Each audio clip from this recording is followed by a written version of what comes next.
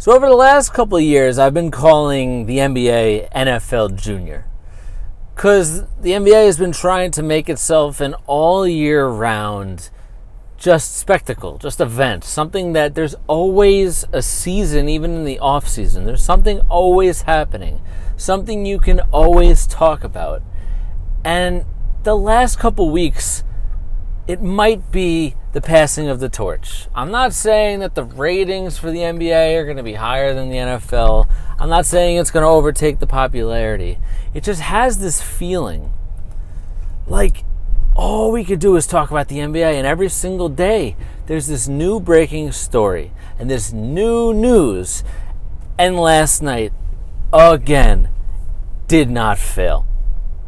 Just when you think free agency is over, nope, not so far. And this isn't free agency, this is a trade, but this is the period in the offseason of the NBA where just craziness continues to happen. I mean, from Anthony Davis getting traded to Kawhi Leonard deciding where he's going to go and teaming up with Paul George and bringing him with him in the middle of the night at 2 a.m. Eastern Standard Time. You never know when the NBA news is going to break. So here I am with you. I am your host, Dave Ettinger of the CBS Sports Radio Network, and this is the Davetalks Sports Podcast. You join me every morning on my way home from work, and it's 6:24 in the a.m. Eastern Standard Time, Friday. Happy Friday to you, July 12th. That's right, yesterday. What is it that I'm talking about? What was the big news? Well, unless you live under a rock, you already know what I'm talking about. Russell Westbrook. It was inevitable. It was only a matter of time until he was going to get shipped out of town after Paul George got traded, or forced a trade, and forced the Oklahoma City Thunder's hand to ship him out of town. So he leaves. He goes on to LA to play with the Clippers with Kawhi Leonard. Jeremy Grant gets sent out of town. Not as big a name, of course, but just another trade, and it's all part of the story, the Sam Presti story, because that's what this is ultimately. Sam Presti, some of it is his hand being forced, but he is turning into the best GM, I think, in the NBA. Now, some of you out there are going to disagree with me and say, well, he used to have Kevin Durant, James Harden, Russell Westbrook, Serge Ibaka, all these guys he used to have and wasn't able to retain them. And you're right. That was part of it. And that is part of it. Your ability to retain your players, want to stay there and play there for the entirety of their career, as long as they're heading in the direction of championships and you can work it out financially. I.e. the Warriors and all these other teams that have had sustained success. So I guess in that part, you're right. He has kind of failed in that regard.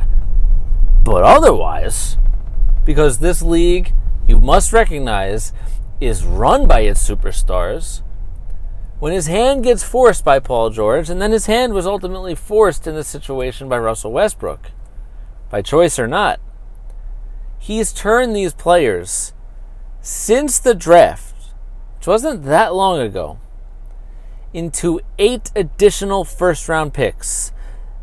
That's a record in this short period of time for the NBA in requiring picks in such a short window, but it's insane. He owns 17,979 first-round draft picks over the next 7 years. It's just ridiculous. So, while some of these picks are going to be late first-round picks because they're coming from good teams, ultimately, they're going to be bad, so they're going to own their own first-round picks for the foreseeable future, plus these first-round picks. So you're bound to find some stars. And Sam Presti is shown by those aforementioned names, the Durants, the Hardens, the Westbrooks, all these players that he drafted. He has the ability to draft talent in the first round. So I don't criticize Sam Presti. I say his hand was forced by the players, and he's showing us why he is the best general manager in the NBA. Hands down. But let's talk about the trade. Russell Westbrook, Chris Paul. Not the same type of player, not the same player at all at this point in their careers. Russell Westbrook still has that second, that third, that fourth gear that most guys do not have and never will have. And he's 30 years old. Chris Paul is now 34. Chris Paul is not the point guard, one that everyone thought he was going to be, and he's also not the point guard he used to be. Chris Paul is turning into an injury-prone, grumpy old man, in my opinion. He gets injured, and he doesn't show up in the biggest moments, i.e. the last two years with the Rockets. And he never really did anything with the Clippers and any other team he played for. He's never really made a deep run into the postseason. So while he puts up great numbers, you look at statistically Chris Paul's numbers over his career, they're fantastic. Just one of the best assist men, ever. And the ability to give you 20 points a night, an absolute great three-point shooter, a great free throw shooter. And those are the only two aspects in this point guard swap of Russell Westbrook and Chris Paul that the Thunder will actually get an advantage. And that's three-point shooting and free throw shooting. Other than that, Russell Westbrook is a superior player in pretty much every way to Chris Paul at this point in their careers. But ultimately, there's no way that Chris Paul is going to stick around in Oklahoma City. He's also going to force their hand, and they're going to want to trade him anyway. And when you're rebuilding, you can't hold on to a guy who's set to earn $125 million over the next 3 years, because that's the remainder of Chris Paul's contract. And a player of his caliber at this point, not when he was in his prime, not 8 years ago, but now, 34 going on 35-year-old Chris Paul is not worth $41 and change million per year over the next 3 years. Hell no. So he's going to get traded too. And they're going to stockpile more picks.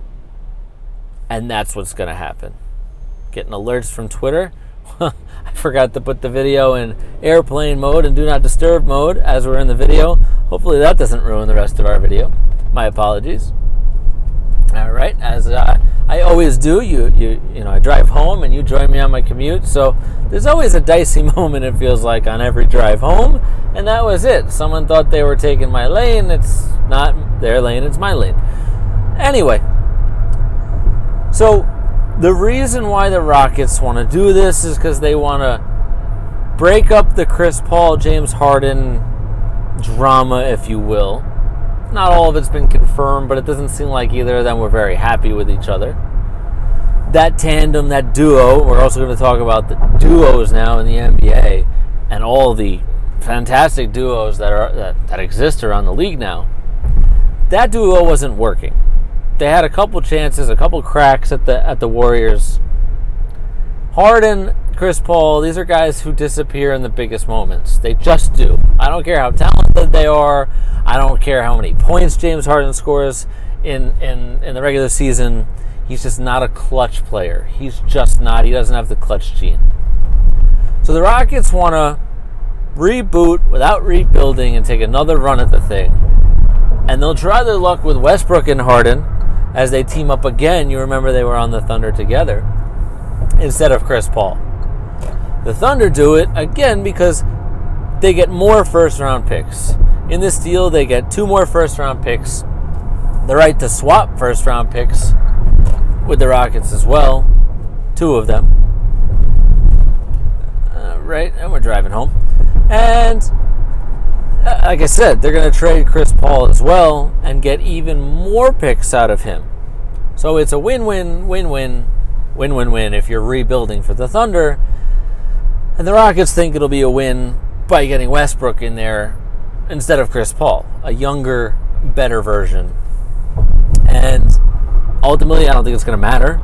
This team with Westbrook, Harden, Clint Capella, and all the other role players that they have, just not cut out for whatever it is they think they're cut out for. They're not championship contenders. The West is loaded, right? You're looking at the Warriors. You're looking at the Jazz even. You're looking at the Nuggets. You're looking at the Clippers, the Lakers, all these teams that are now championship contenders. The Rockets aren't it.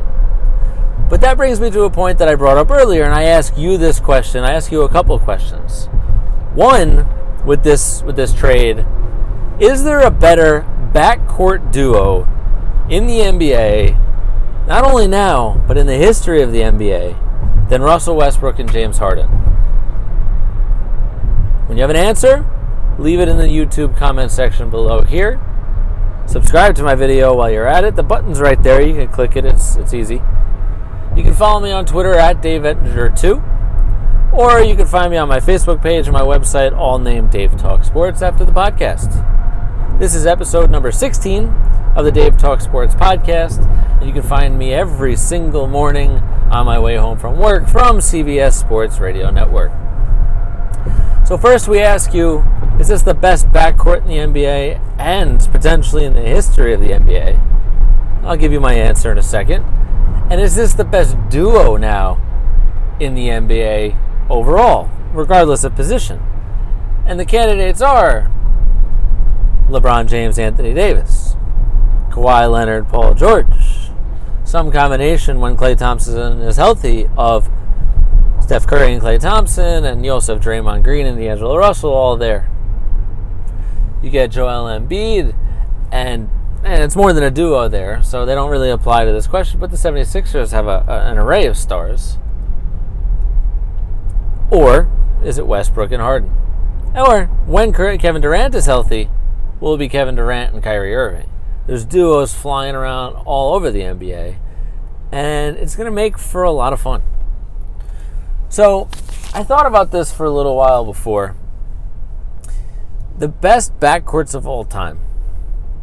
When you think about the best players of all time that were either point guards or shooting guards, Michael Jordan, Magic Johnson, you think about these players, even Kobe Bryant as a shooting guard, they never really had that other backcourt made. It was usually somebody else. Kobe had Shaq, then he had Pau Gasol.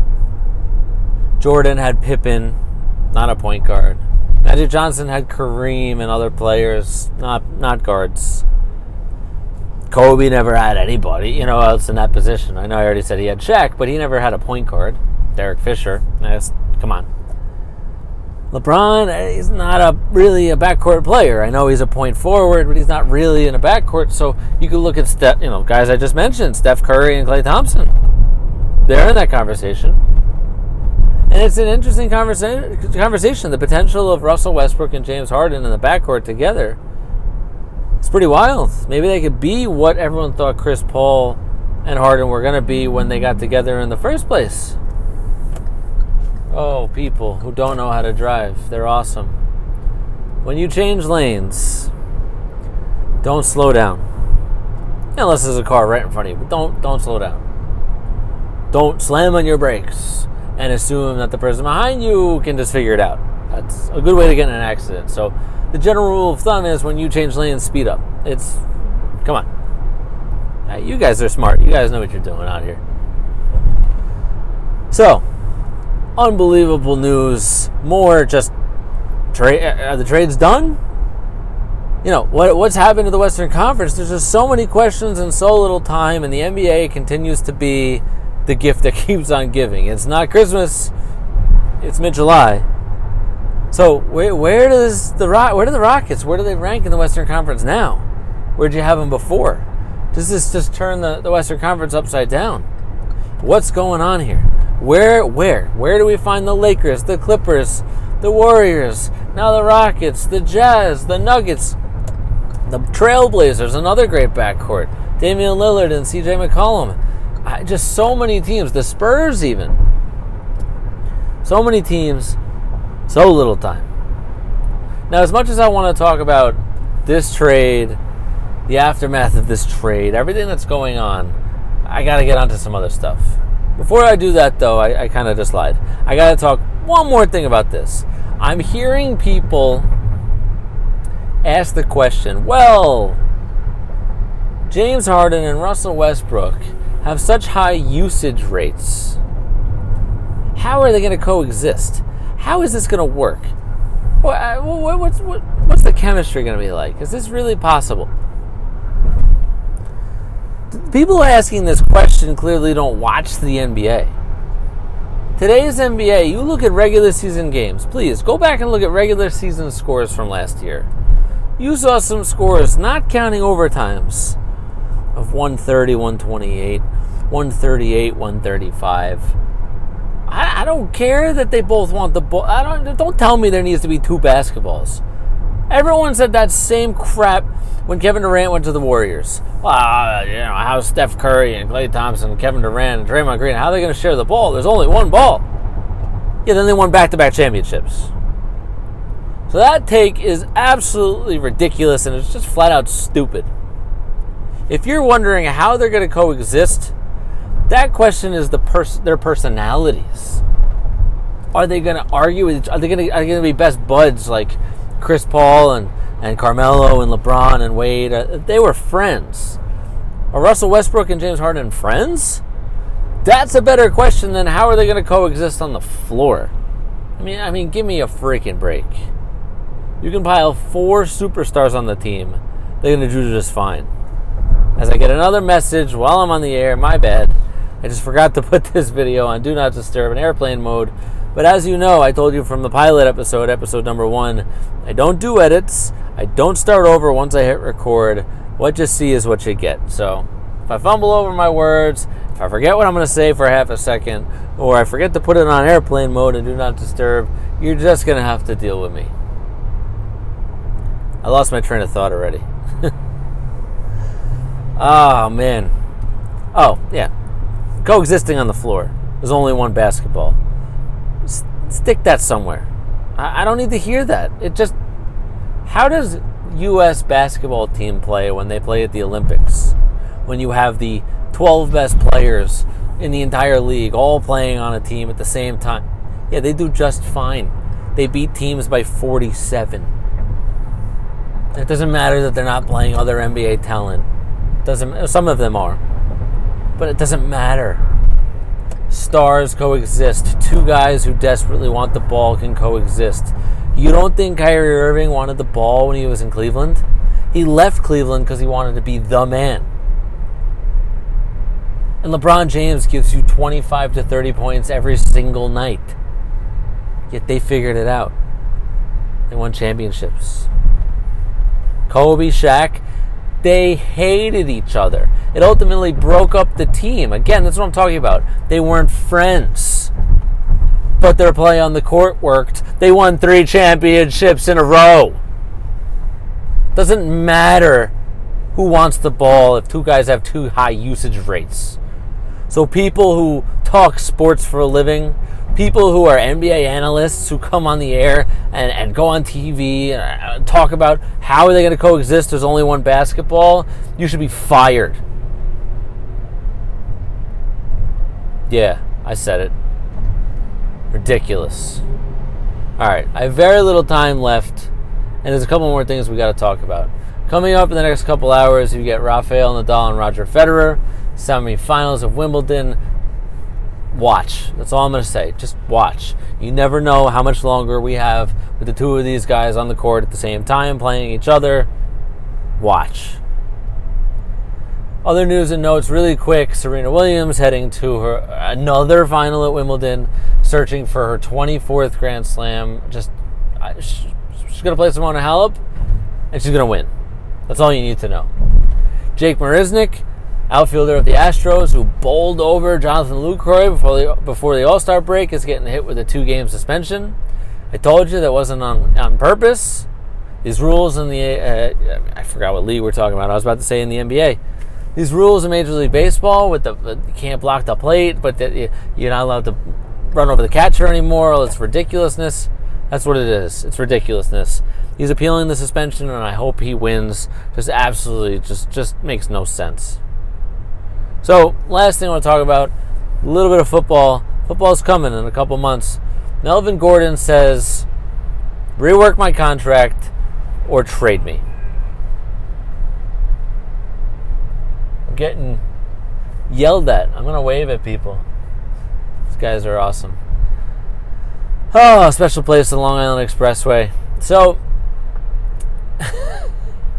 Melvin Gordon says, pay me or trade me. Simple as that. Alright, everybody, as I get yelled at from crazy guys in Honda Accords next to me on the expressway, I think that's my sign to go. This has been an interesting episode of the Dave Talk Sports Podcast, episode number 16. I hope you watched until this point in the video. So, you can find me on Twitter, at DaveEngineer2, my YouTube channel, Dave Talk Sports, and everything else is named Dave Talk Sports, my Facebook page, my website. Please subscribe to the video below the video. And this is Friday, but I will see you tomorrow, because we do this podcast on Saturdays too. See you.